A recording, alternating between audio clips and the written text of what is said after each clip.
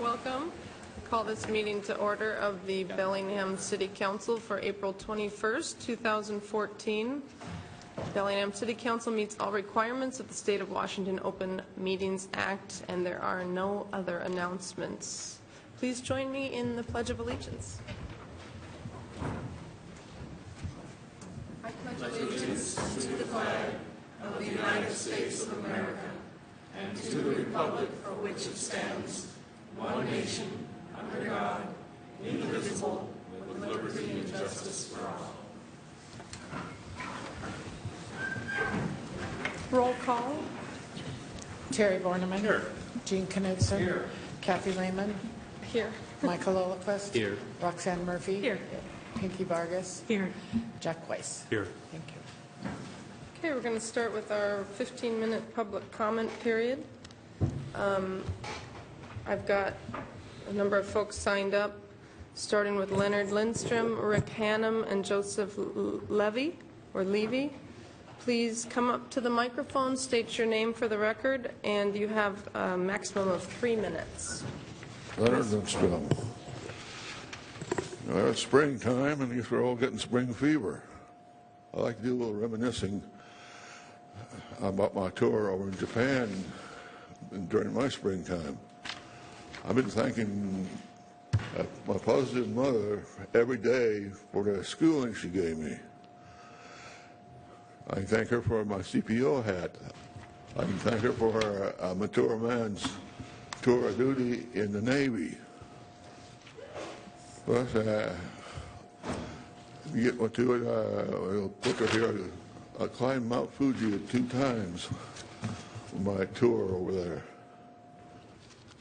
I climb all night to stand on the top at sunrise and watch the sun come up. And that is a place to learn how to do the ascension. You want to fly high, that's where you learn. The only place that might be better is the top of Mount Baker on a good summer day with good visibility.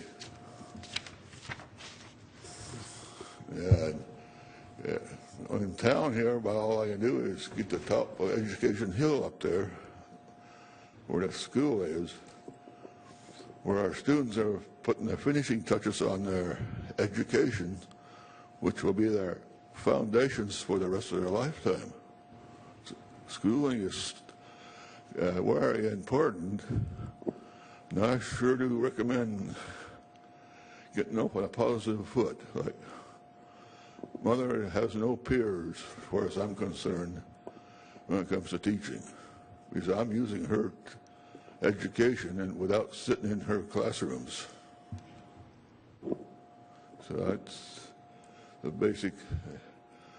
As a spiritual person, I have talents that other people don't have. I could expound on that, but my feet are showing their age, but my head's about 21 years old. A spiritual person, I can control my spiritual feelings in that manner. I am not a preacher, never will be. I stand on the same floor as my students, talk man to man or human to human. That's where we differ. Mother was a teacher. We were open door to each other at all times, or open heart, the way we were supposed to be. Dad was very negative, and I do not want his education. I don't have it, and I get a little upset when I get blamed for having it. And I'm going to stop here, and I'll be available anytime to help you understand different ways of looking at it. Thank you. Thank you, Leonard. Rick Hannum, followed by Joseph Levy and Rick Giardini. Hi, my name is Rick Hannum. I live here in Bellingham. I wasn't expecting to address the junta tonight, but this morning my interest was stirred when I was listening to KGMI radio, Dylan Honcoop's program. He interviewed Mayor Linville and she was promoting the latest version of the landlord licensing scam. She gave a nice presentation. Dylan asked, how much will this cost landlords individually? She didn't know. I take her at her word. Maybe this hasn't been decided yet. She didn't know. It seems to be kind of an important point when you're promoting this kind of a thing.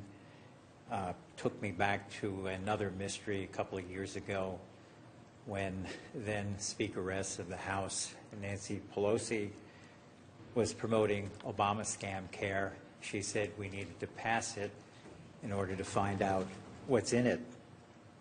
So it did pass. We have found out what's in it, and it's a complete mess and a total fiasco. I wouldn't expect different for the landlord licensing scam. Now, after the mayor had finished speaking, Dylan Honcoop had 6 callers on the radio program commenting on the landlord licensing scam. 5 of them said it was a bad idea. All it would do is raise the cost of rent, which is true, and that's well known. Also, a few of them commented that there's already plenty of law and plenty of bureaucratic regulations to handle problems with landlords. Right.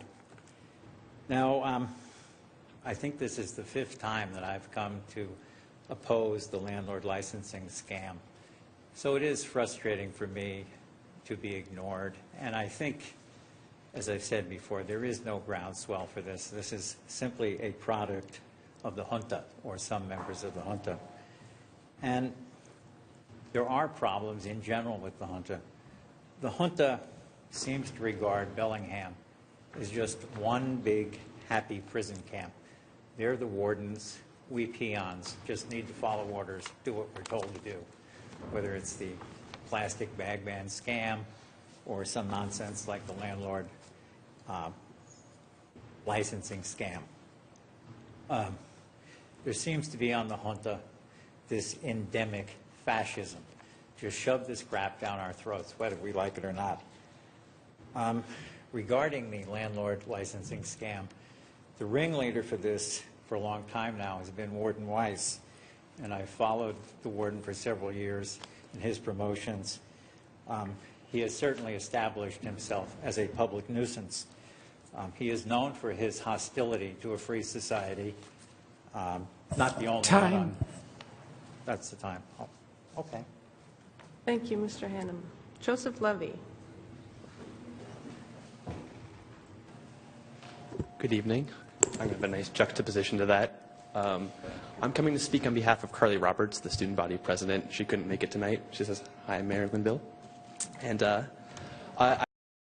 our resolution we passed in February, and I'm just going to read a little bit about the Be It Resolved section because you all have the whereas. This is a good thing. We're all very happy right now. Could you state your name, please? Oh, yeah, sorry. Joseph Levy, L-E-V-Y. Be It Resolved.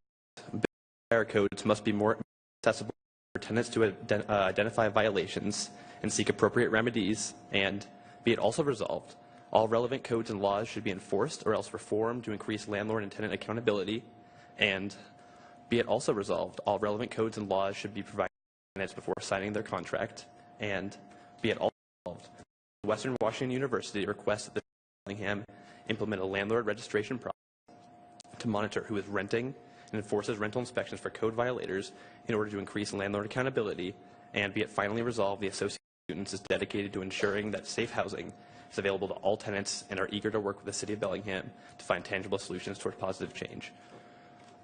With this ordinance out right now, we're all very happy with it. We want to thank the mayor and Jeff Thomas and anyone who helped write this. And I just come to express our gratitude that the City Council is showing their appreciation of student tenants and all tenants in Bellingham.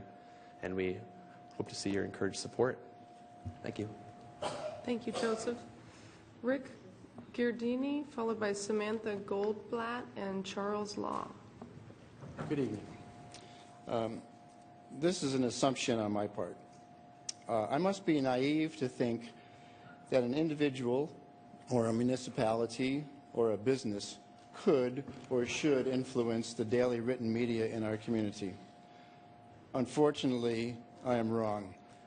After the April 7th meeting, and where a huge Roosevelt neighborhood turnout occurred, and everyone more or less speaking decisively against the curb down the middle of the Alabama corridor, not a written word could be found in our daily written media.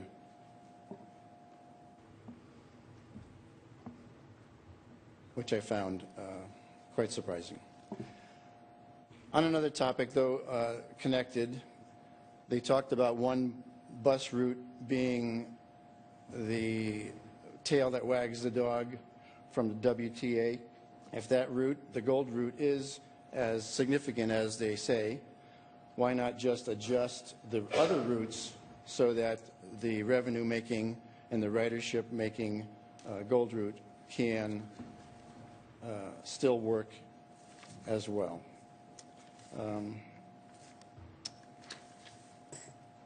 And again, I implore you to listen to what the Roosevelt citizens told you. No center curb. Thank you. Thank you, Rick. Samantha Goldblatt.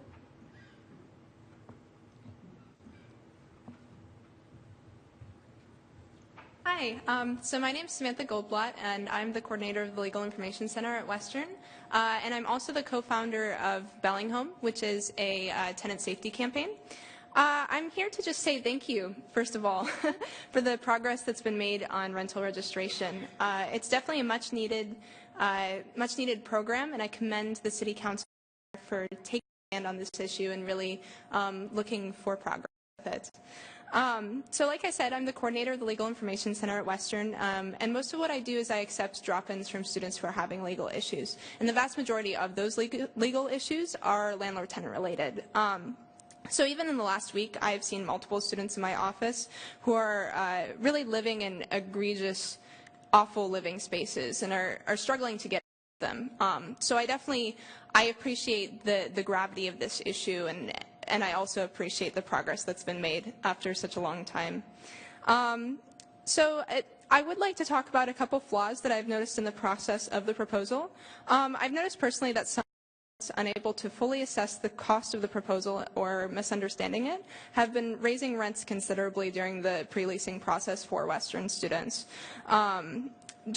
Mostly just because they don't know what it's going to cost them at this moment. So I urge the City Council and the Mayor to clarify these details just so that landlords and tenants can make better decisions about where they're living next year and how much it's going to cost. But like I said, I'm extremely impressed by the progress that has been made, and I want to say thank you.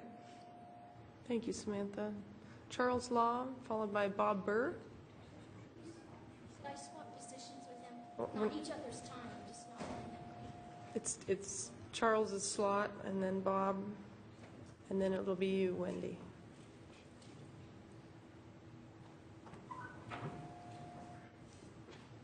Good evening, Charles Law. You know, Wendy really had the essence of what I was going to speak to, and I really appreciate it if she would speak first, kind of build into this, if it's okay with everybody. I mean, it's just... If you can give up your spot, and if we have time afterwards, you can speak again. Okay. Wendy? So it's Bob's turn. Okay, go ahead. Wendy? Move through it, please. I appreciate it. I'm here to talk about the habitat restoration assessment we need at the waterfront end. I'm here to criticize the city. I'm always here to criticize the city, but I just want to say I hope I never come across like that gentleman up there. You know, I understand that each of you is doing a job, and we may not agree, but I would certainly never want to be as disrespectful. I want to talk about what I believe might be a misconception or misunderstandings about restoration versus mitigation, because what the staff is offering you is a restoration plan for the near shore. And what a restoration plan does, it's largely a voluntary action that comes in and restores damage that's been done from past development. And it's basically a public subsidy of private development. Mitigation is based on ensuring that development happening today, not in the past, isn't going to incur any damage in the future. So it's rather different. Mitigation is a regulatory requirement under our critical area ordinance and state and federal law. And it's not a public subsidy. The idea is the people who do the damage pay the harm. Now, the way that you engage in mitigation is first you have to do a wildlife assessment. That means you have to go out, you have to look at the land, you have to determine how many species are there and what number, and if there's adequate habitat, adequate ground cover, vegetative cover, surrounding land uses are compatible, meaning no use of pesticides and chemicals, the intensity of human use is appropriate, there's not habitat barriers through roads that create sinks. And from this, you determine a baseline standard of ecological function that's quantifiable, that you use to measure and monitor in the future if there's a loss in ecological function. And that is going to determine whether or not your mitigation standards are adequate or not. What you're being offered by the city doesn't do that. It's not going to protect against no net loss. It isn't going to tell us if our mitigation standards are adequate. And it's not going to give us a good sense of how we're doing ecologically. And frankly, given the problems we have going on with Bellingham Bay and the fact that there's all this biodiversity die-off happening so suddenly and the starfish wasting disease, and we don't know exactly what's causing it, I'd say it's rather a stupid waste of money to be doing any kind of restoration project in the near shore without a fuller understanding of what's going on in the bay that it's connected to. And that's what a baseline standard would give us. And that is what is missing. And that is what the public asked for, and that is what the council asked for.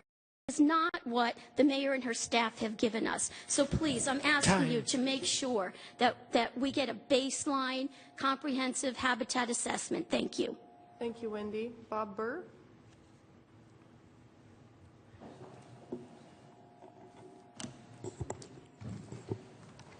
Hi, Bob Burr, 1130 40th Street, Bellingham.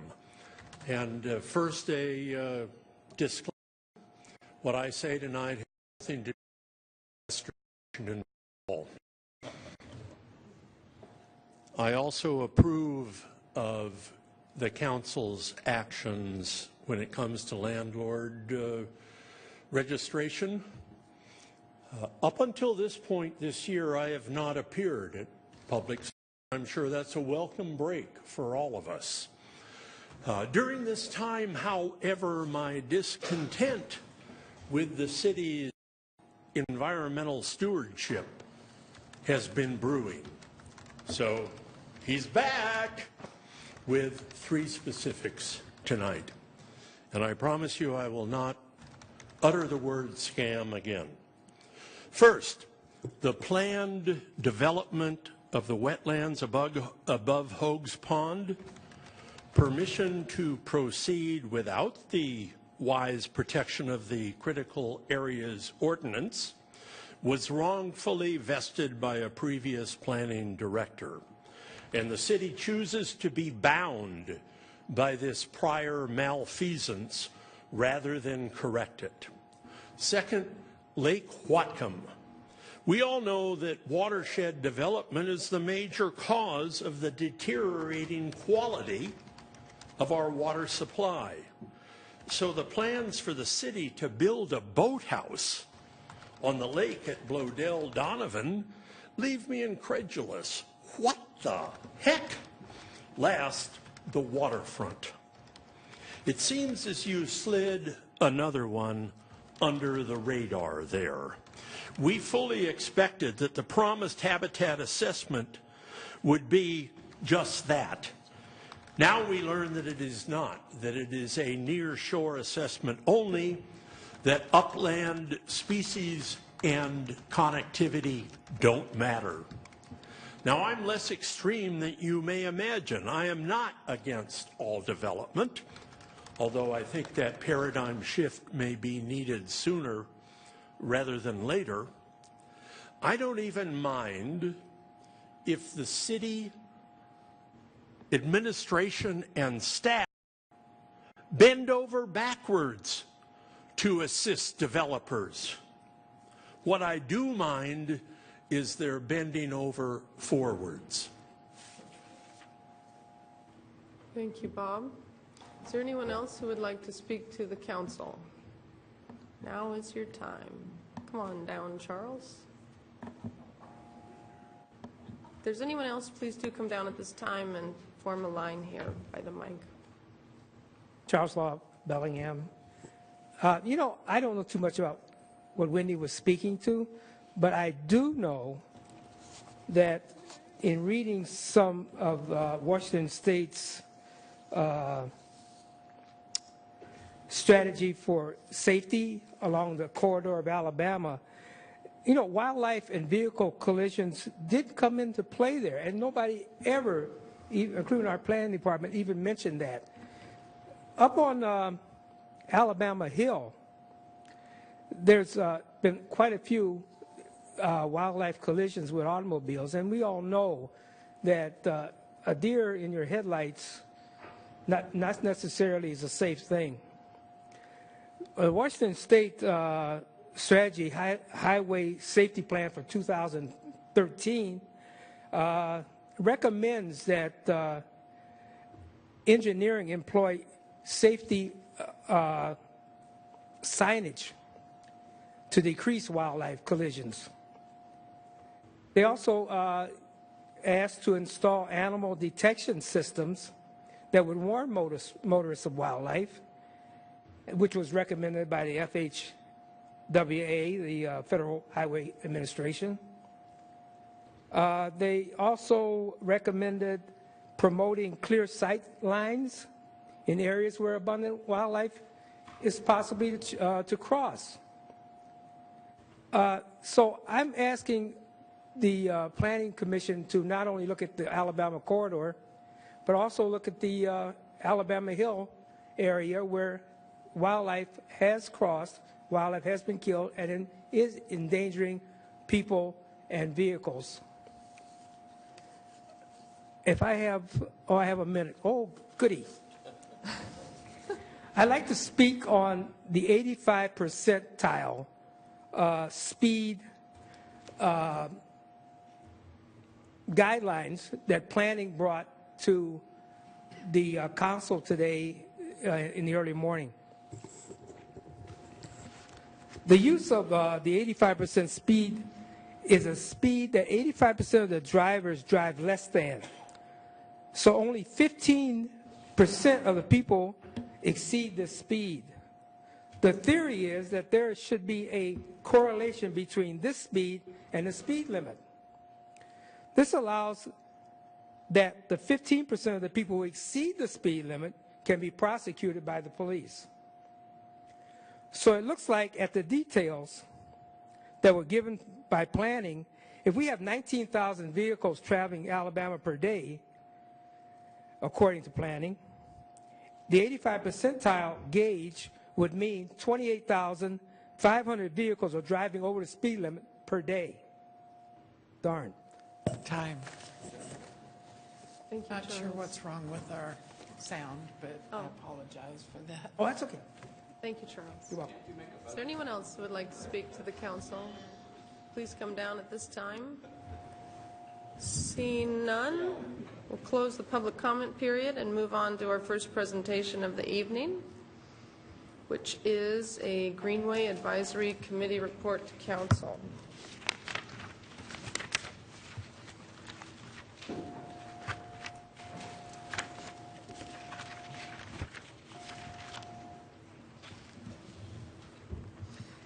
The Greenway Advisory Committee is an 11-member citizen committee appointed by the mayor to review and make recommendations on the expenditure of Greenway levy funds per their charge in Ordinance 2006-09-096.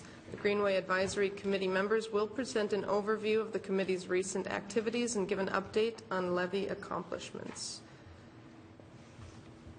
Good evening. I'm Tom Slocum, and I'm here with David Marshak and Charles Matthews representing the Greenways Advisory Committee, and thanks for having us. As Kathy said, our bylaws direct us to make a report on our activities each year, and so we pulled this presentation together. Actually, it's been a few years since we did an annual report, so we wanted to give an update on activities over the last 2 years for the benefit of council members who may have started their terms since then. We have currently nine members listed here.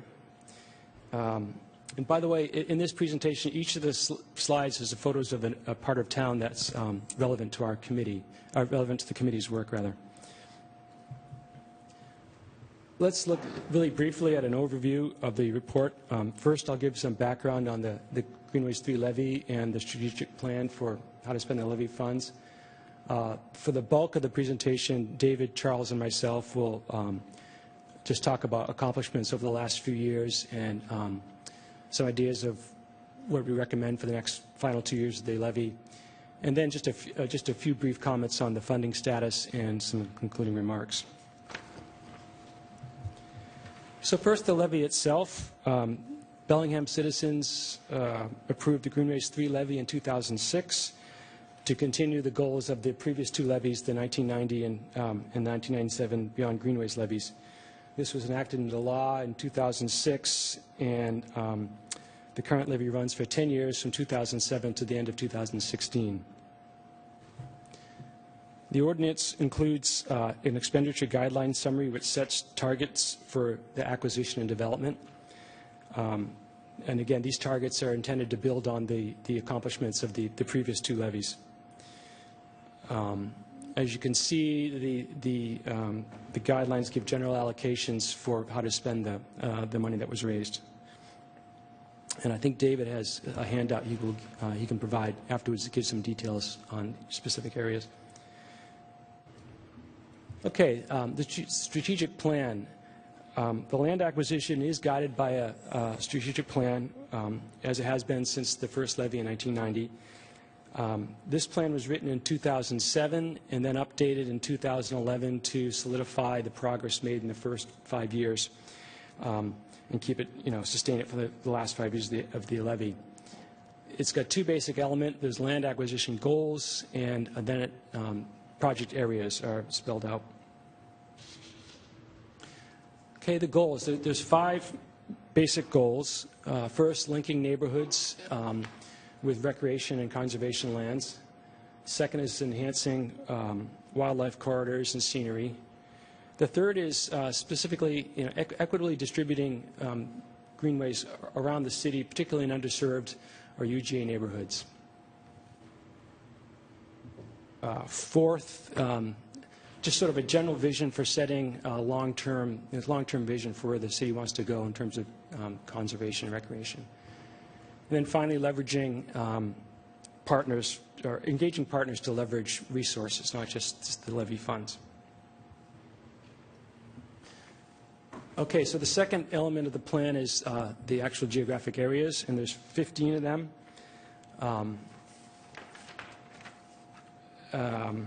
In the north, central, and south part of the cities. And I'm just going to go into that just really briefly here. In the north part of town, there's 6 project areas from sort of Locust Beach, Whirlwind Beach on the coast, kind of in a big kind of clockwise circle through Cordata, King Queen Mountains, and down through the sort of the Bader Baker Trail area. Just take a minute and notice the linear shapes of these 6 areas. That's intended to reflect the goals of linking neighborhoods with conservation areas and also equitable distribution around the city. In this slide, which Parks prepared for us, the purple and pink sites are lands that were required in the 1990-1970 levy. So the current strategy is to try to expand on those. Now, I'd like to emphasize that the plan doesn't say acquire all the land in these green areas. It's just those are the areas to focus greenway activities in. Certainly don't want to acquire all that land. Likewise, in the central part of town, there's 3 project areas. And again, although they're smaller here, they serve the same function of linking Whatcom Falls Park and the Civic Athletic Complex, with neighborhoods to the north and the downtown core. And finally, in the south end of town, there's 6 areas. And again, focused on the function they serve, linking conservation lands with residential areas and equitably distributing conservation lands and recreation around the city. Okay, the part 3, the core of this presentation will be summarizing accomplishments over the past 2 years. And we're just going to focus primarily on land acquisition just to keep the scope of this presentation manageable tonight. There's been a lot of development, but we're going to focus on acquisition. Here's a summary of key acquisitions in the north area. As I present them, keep in mind how they work to implement the goals of the strategic plan. Just as a reminder, here's the north area again. You can see where these areas are situated. Project Area N1, Whirlwind Beach or Locust Beach. It's up northwest Bellingham and an adjacent UGA. There's been several acquisitions in the last couple of years, and they all serve the goal of creating a linkage between the Alderwood and Birchwood neighborhoods with the tidelands and the beautiful views and the beach out there. It's also done a lot with leveraging resources from city, county, and even state functions. There was a $300,000 grant that we received from the Recreation Conservation Office, as well as private donations of tidelands that's currently being negotiated with the Chartwell Condominium Association. This slide just shows kind of the priorities that the committee recommends for the final 2 years of the levy. To take a minute, I just want to show that this little parcel here, the Gregory parcel, is heading eastward from the coast into almost up to Alderwood Elementary School.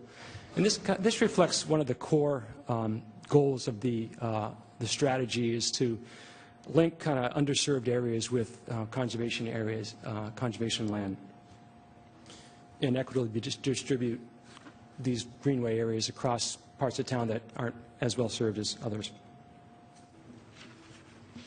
Real brief, area N2 at the Cordata. There's been 3 strong acquisitions the past 2 years listed up there.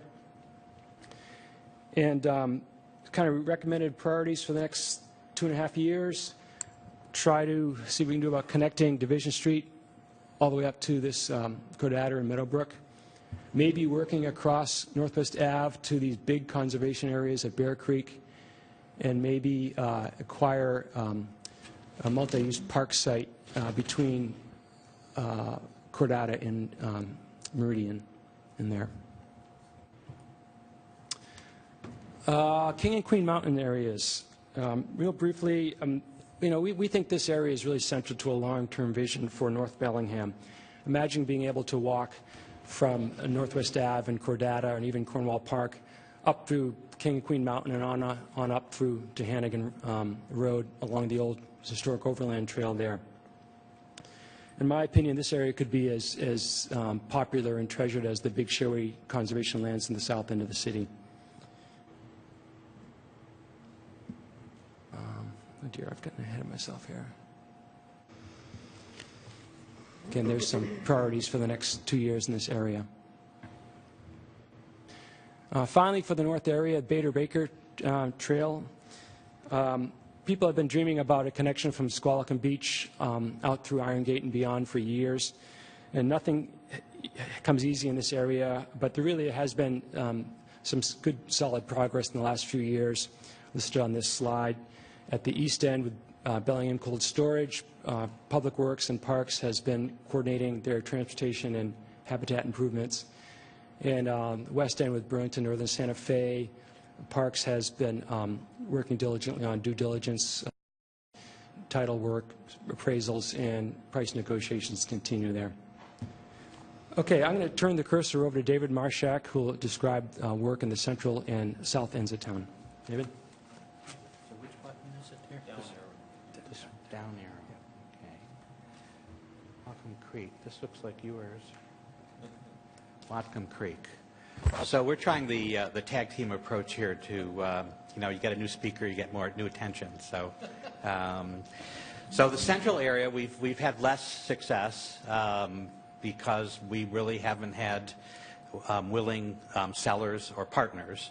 But we're continuing to pay attention to that and to work on that, and we hope to be able to move ahead in the future with that.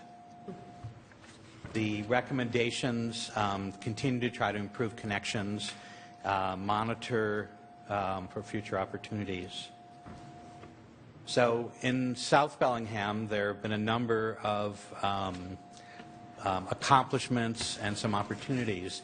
And one comment I'd like to make, this is my 4th year on the committee, and it's an interesting dynamic. I would say that we spend 2/3 of our time really working on developing the trail network in the north part of the city, and that's because if you know what's there and what's not there, that's really where the hard work is. So I think it's important for you to understand that we're very focused on that as well, even though some of these really major accomplishments obviously are also in the south part of the city. And I'm not going to read the slide. You are familiar with all these. I'm going to go through this, though, and talk about a couple of them. So again, the maps show the particular connections. And as Tom said, it's not that we're trying to acquire 20% of Bellingham for the Greenways project. They just show the different potential connections. And of course, the nature of our work is that because Tim is always working with private landowners, there's a negotiation, and you're involved in this clearly as well, because you make the final decisions about this. But these are the connections, and there's some really exciting connections that we're adding to the existing trail network. So I'm going to talk about a couple of them. One of the most exciting, I think, is Samish Crest, and Charles will talk about the trail development work that's been done. But this is really an opportunity to connect ultimately from Whatcom Falls Park to Lake Padden. And this is a whole new opportunity both for those neighborhoods and also for the city. And not only has there been significant acquisition, which you see here in this map, there's still a couple of connections we need to make, but there's also been significant development, and Charles will talk about that.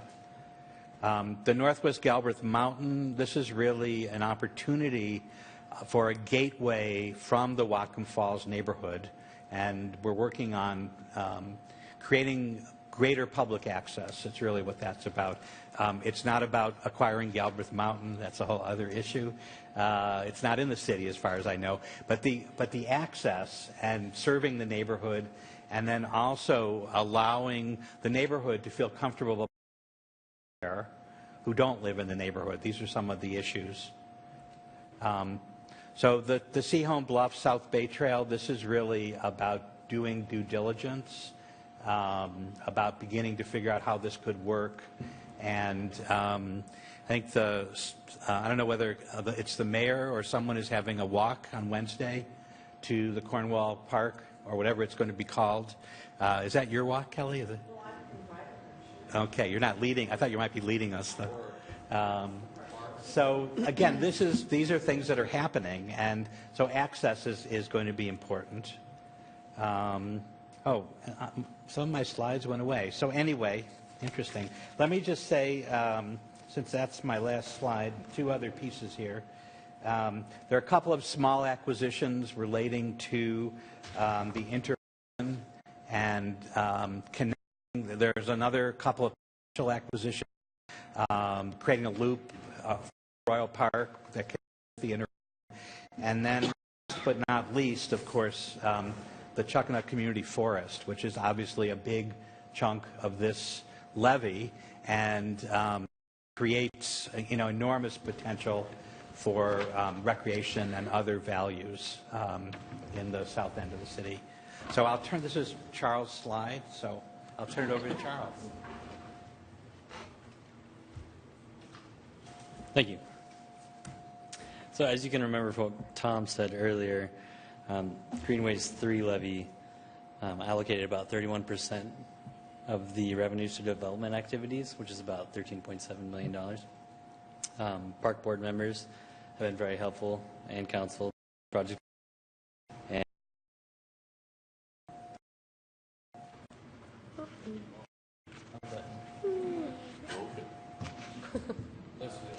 Here we go. I got the keyboard on it.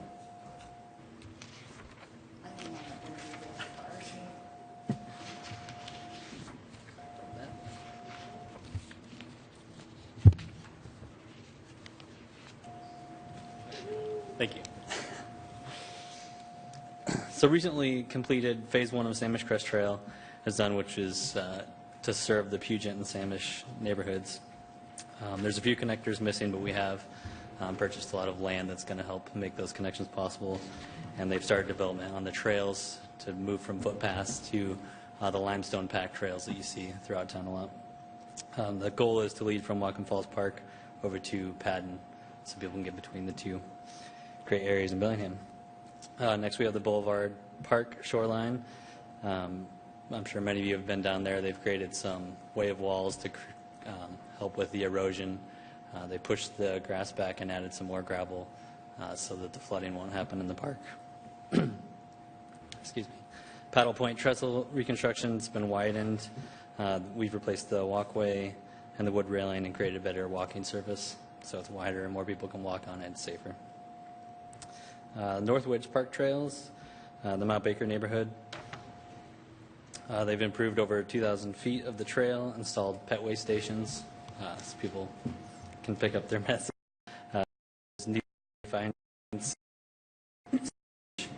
The drainage has been improved. There's a wetland buffer enhancement and monitoring going on there. And let's see. Underway projects that are going on right now. Whatcom Creek burnt bridge replacement.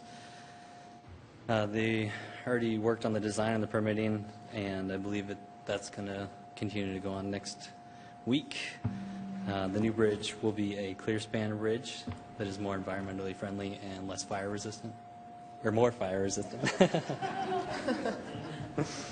The South Bay Trail crossing at Boulevard Park is installation of some safety signs and improvement of visibility between the railroad tracks where people cross often. And the Squalicum Creek Park Phase 3 they're working on right now. They're going to light the baseball field that's already existing. They're going to add additional baseball fields, new ground, off area. Also some picnic shelter, basketball court, loop trail. In there. Okay, so we're almost finished. We'd like to highlight a few of the levy's current funding status, and I believe David has a handout for you guys at the end of this. So here's a glimpse of where we're at in terms of expenditures of the levy funding. The Southside area expenditures are more or less on target with what was specified in the original expenditure plan.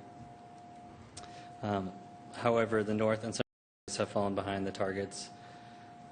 As you can see here, we still have quite a bit to spend in those areas. As of April, there's approximately $9.6 million of the $26.4 million that was allocated for the acquisitions remaining to be spent. So we got quite a lot of work to do in the remaining time. Finally, a few observations. Members, the city should move in the final 3 years. We recommend an aggressive acquisition program to buy parcels that are identified in the 2011 strategic plan. We feel it's very important to finish strong now while the land acquisition market is still somewhat soft, and to preserve the opportunities to develop parks and trails in the future. Thank you.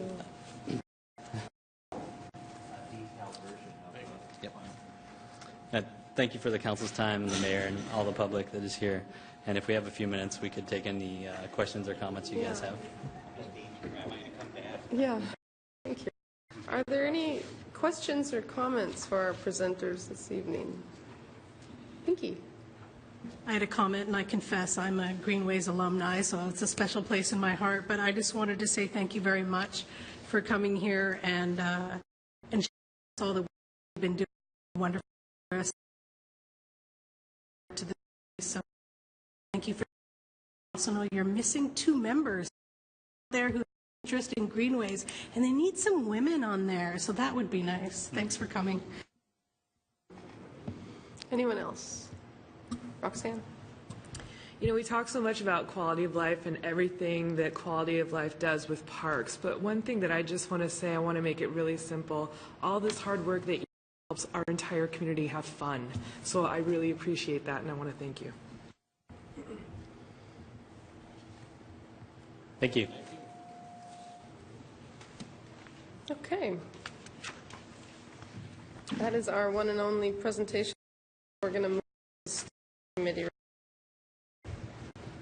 Starting with Public Works, Public Safety, Terry Borneman, Chair. Thank you, Kathy. We had 2 items before our committee today. The first was a resolution in support of the city's grant application to the Washington State Historical Society Heritage Capital Projects Fund. The Washington State Historical Society has a capital project fund to provide grants for the preservation of historic buildings. As part of the application materials, a resolution from the City Council is needed to demonstrate support for the application. The application is still in development, but will include a request for $1 million for improvement to the federal building as part of the city's ongoing renovation and preservation activities. If successful, grant funds will assist in funding near-term improvements to the federal building. The 20-year preservation plan authored by SHKS Architects in 2005 outlines more than $18 million in necessary improvements. The fiscal impact of this resolution, the Washington State Historical Society program links applications to a maximum of $1 million request per biennium. If successful, the grant has a 67% match requirement. Matching funds are available in the 2004 budget through funds 124 federal. The committee recommended approval, and I so move. Okay, we have a motion and a second. Is there any discussion? Seeing none, all those in favor, please say aye. Aye. Aye. All those opposed? Motion passes unanimously. The next item we had before us was a work session on the Alabama corridor safety improvements. A public hearing was held on Monday, April 7, 2014. And the public record was held open until today. City Council directed staff to hold a work session with City Council, Public Works, and Public Safety Committee for today to discuss the multi-agency recommendations for safety improvements to the Alabama street corridor from Cornwall Avenue to St. Clair Street. The Phase 2 construction of safety improvements must be clearly defined for federal grant funding purposes, with construction completed by September 30th, 2015. Staff was seeking approval from the City Council to move forward with the design and engineering of the recommended safety improvements. We had a really good discussion about the plan and about comments from the public hearing. What we ended up, staff brought forward, and they stated they had heard what the public had to say, especially about a lot of the concerns regarding the C curving and how it does cause problems. They recognize it causes problems to the neighborhoods there. One of the things they had recommended or talked about is the possibility of some mitigation action, one of which was the putting through East North Street, which we have the right-of-way but doesn't go through, and they were looking at, doing it 2 blocks east of St.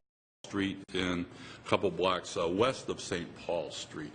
But they did state they haven't really just had time to discuss this with the neighborhood yet. The committee recommended that instead of taking action on the plan now, that we requested that they go back to the neighborhood and have some further discussions with them, one about this plan and about the C curbs, about the other parts of it, too, just to get more input, more a fuller discussion. Because it was recognized that when the plan that was brought to the council, the community hadn't had a whole lot of time to see what the final recommendations were. They got input in on the early end, but not a chance to see the C curve and what the effects would be. So what we voted today for the committee to ask staff to go back to the community and have some further discussions and then come back to the committee for further work. Is that, Jack, any? Yeah, the issue about the East North Street was not to create a through street, but to literally kind of create a separate sect, but it would service 4 dead-end streets at once that would help create a lot of the turning problems that might happen if this. We had good discussion about speeds and how staff feels about that and what the possibilities are, and so we'll have further discussion in that before bringing it back to the full council. Okay. So that's end of committee reports. Thank you very much. Next committee is planning with Jack Weiss, chair. Thank you, Kathy. This morning we had one item that was a briefing on a draft ordinance to establish a rental registration program. On January 27th, City Council referred the discussion on a draft ordinance to establish a rental registration program to the Planning Committee. Based on the draft program framework presented to the City Council and subsequent discussion on this day, the Mayor directed staff to prepare a draft ordinance to establish a rental registration program to support the committee's discussion. This morning we received that ordinance and the briefing from our staff, from our planning director and city attorney, and the 4 planning areas that they referred to had to deal with the administration of a program, the compliance of it, an auditing function for inspections, and then the education associated with tenant and property owner educational aspects that the ordinance would lay out. We had a pretty good report and even a better discussion afterwards. We had a number of questions that just understood some of the mechanics of how this ordinance would be implemented, and we need to do quite a bit more work on it. It was for information only. It's something that we're going to bring back for the next Planning Committee meeting, which is going to be on May 5th at 10:30 in the morning, and we'll just continue working on this. It will probably take us a few work sessions before we get something that the committee can recommend to the full council, and most likely we will have a public hearing on it at some point.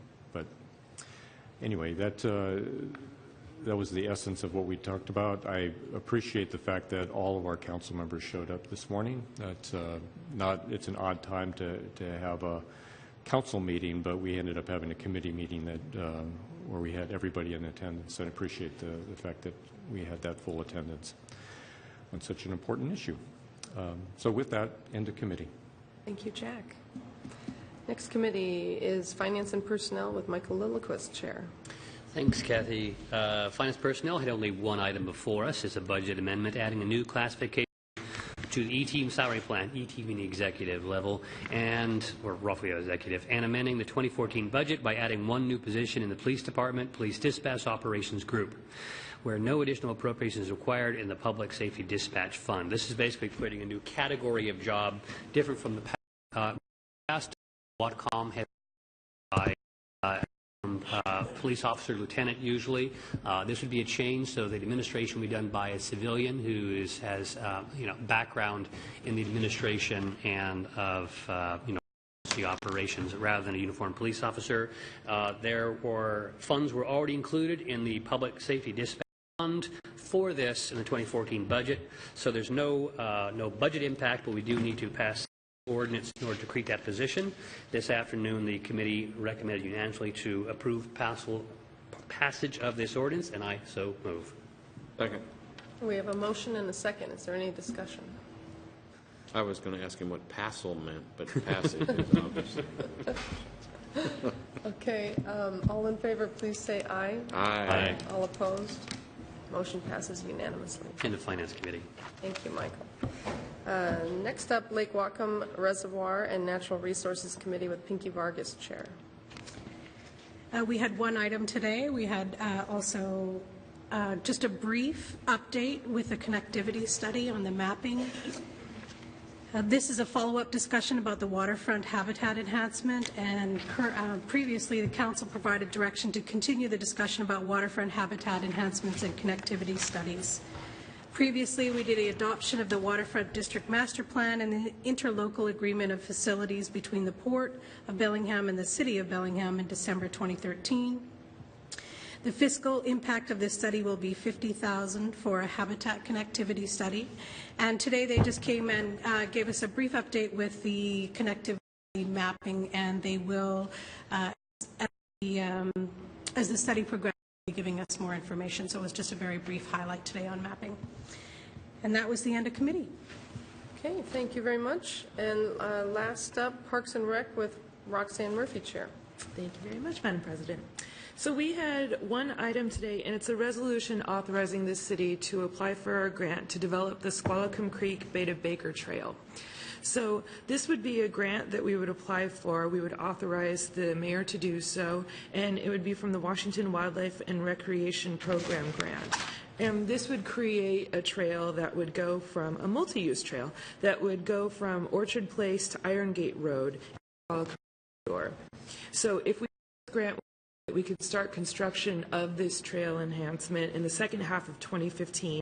It's also really good to note that if we get this match from the Greenways and all park fees. So this received a recommendation from the Parks and Recreation Committee, and I move that we pass this resolution to authorize the city to apply for this grant. I'm sorry, I missed. Was there a recommendation from the committee? Yes. Second. 3-0. Thank you. Yeah. Okay, we have a motion and a second. Is there any discussion? Okay, all those in favor, please say aye. Aye. All those opposed? Motion passes unanimously. Okay, Committee of the Whole. We had a couple of items this afternoon that were pretty interesting. First, update our legislative priorities and the work we did in Olympia this through our public affairs. We're in partnership with Whatcom County and the Port of Bellingham, contracting with Bride Public to represent our joint interests of the government. So, Ben, we're today to update on what happened in the 2014 session, a little bit of a preview of 2015. I took copious amounts of notes, but I think I'll just say that next year's going to be tough. And there were some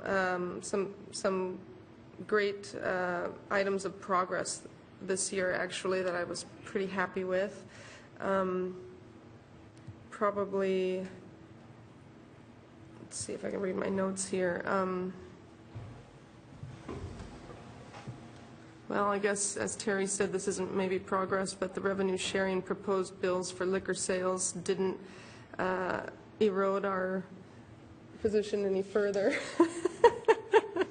So playing defense there worked probably, and will hopefully even continue to do better for us in the future.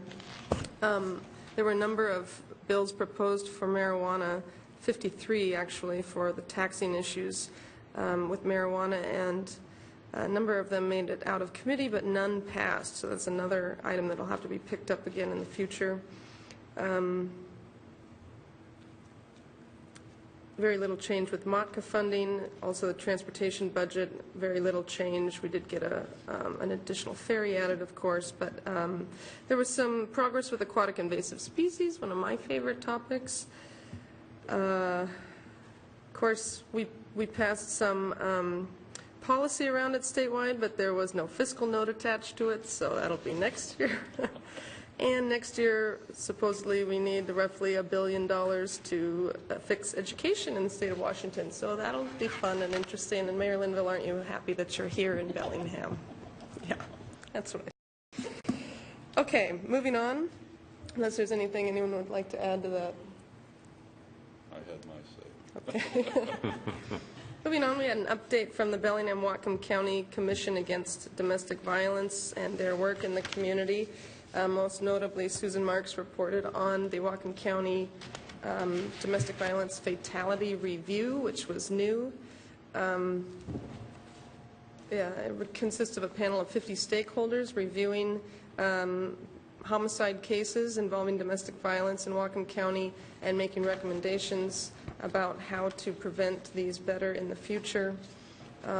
It focused on or revealed the fact that we do believe, this is a bittersweet, I guess, finding, but that domestic violence homicide is preventable in Whatcom County, that abusers were consistently not held accountable, that survivors could not stop the abuse on their own, and that many people knew about the abuse but did or said nothing to stop it. So what that tells us is there are opportunities to improve, for sure. And Susan, recommendations that were made, that recommendations can apply to any community. So we encourage you to online and look at this report and consider you might be more informed about how to prevent domestic violence in our future in Bellingham. The place to go is dvcommission.org/resources and look up the Domestic Violence Fatality Review. Okay. And then next we had a work session on the business and occupation tax to nonprofit health care providers in Bellingham. Council had directed staff to work with Peace Health to gain an understanding of their proposal and to present this information to us. We had 3 alternatives for council consideration, and I think an interesting conversation ensued about the 3 alternatives that were presented.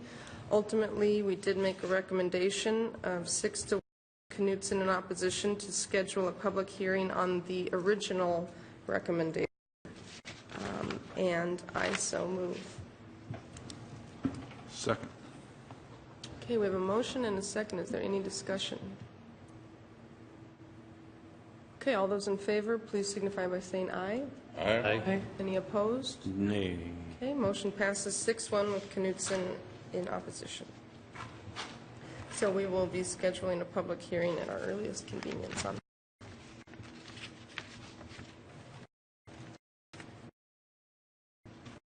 And lastly, we had an ordinance granting a non-exclusive telecommunications franchise to Knoll Communications.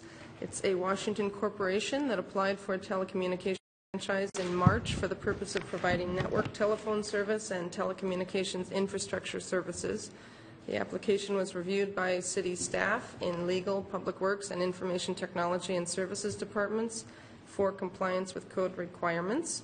And we had a motion to approve 7-0 in committee this afternoon, and I so move. Second. Okay, we have a motion and a second. Is there any discussion? Seeing none, all those in favor, please signify by saying aye. Aye. All those opposed? Motion passes unanimously. Okay.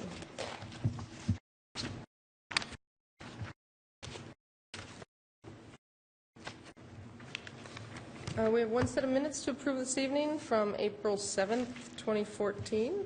Move approval. Second. Okay, we have a motion and a second. Any discussion?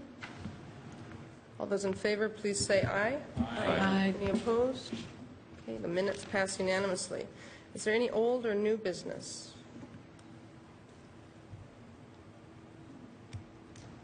Quick. Seeing none. I will report out from the executive session this afternoon. We had one item. There was one item originally published that was removed or canceled from the agenda, and a second item was added. And that item was potential, well, the first item was potential litigation. The executive session on the agenda was canceled. The second item that we did hear was potential litigation. An executive session item was added to the agenda. It was a matter involving potential litigation. Staff provided information on potential litigation matter. This was for information only. No action was taken. Mayor's report.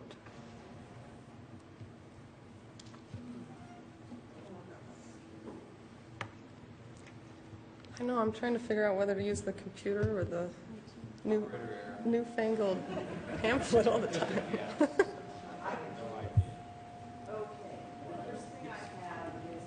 Kelly? Oh, yeah, microphone check.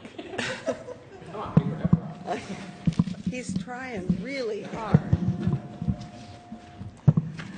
First thing in the mayor's report is to give you an information-only appointment, which is Daniel Austin to the Bellingham-Whatcom County Housing Authority, and it's a joint appointment with Jack Louse, the county executive. Secondly, A great appointment. I'm glad to see you're able to get him. Yeah, Yeah. well, he's excited. Yeah, that's a good one. I thought so too. Secondly is an information-only appointment of Ryan Smith to the Bellingham Sister Cities Advisory Board. They're getting a lot more active. I don't know if you've been, if you can or are keeping up with their activities, but they've got, the last two appointments are very energetic and really want to reach out and do some more organizing, so that's really good. And then the third, which I believe takes your approval, is the appointment of Iris Mount Gibson to the WAB, the Lake Whatcom Advisory Board. Watershed. That's the one. WAB. WAB. WAB. Move approval. Okay, sorry. We have a motion? Yeah. Yes. Oh, yeah. And, okay, in a second, thank you. Any discussion?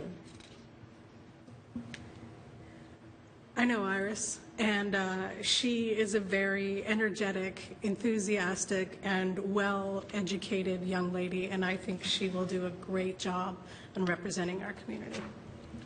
Yeah. Well, she had a tough decision because she actually had been recommended by the Parks Board, too, when they were talking about not having any women on the Parks Board.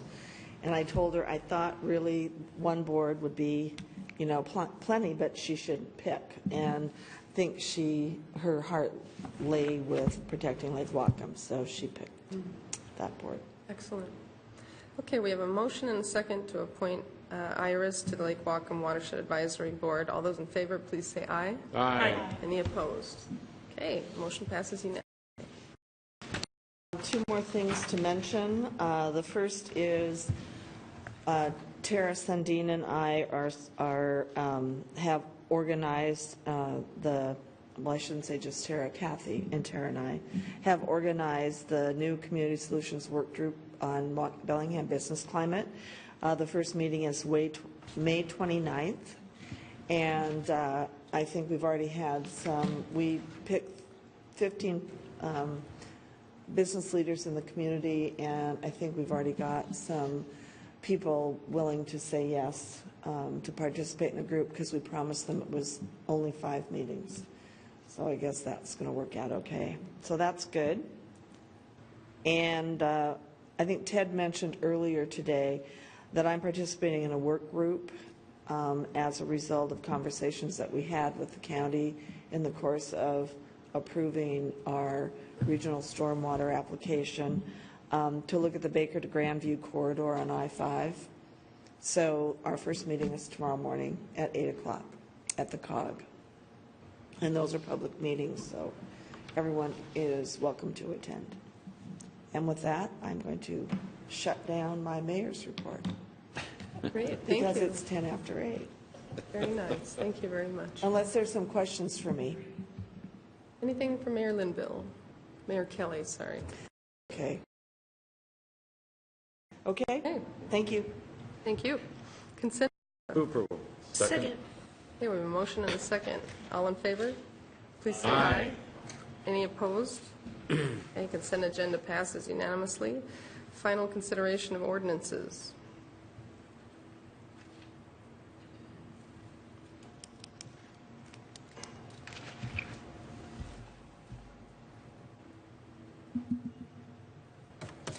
Agenda Bill 20375, an ordinance closing the local improvement district number 1106 Bakerview LID Bond Fund. Move third and final. Second. Jack Weiss. Aye. Terry Borneman. Aye. Jean Knutson. Aye. Kathy Lehman. Aye. Michael Lillquist. Aye. Roxanne Murphy. Aye. Pinky Vargas. Aye. Ordinance passes 7-0. Agenda Bill 20369, an ordinance amending Bellingham Municipal Code BMC 20.00.100, Letters, Streets, Neighborhood, Table of Zoning Regulations for Area 8, removing the special regulation language. Move third and final. Second. Terry Borneman. Aye.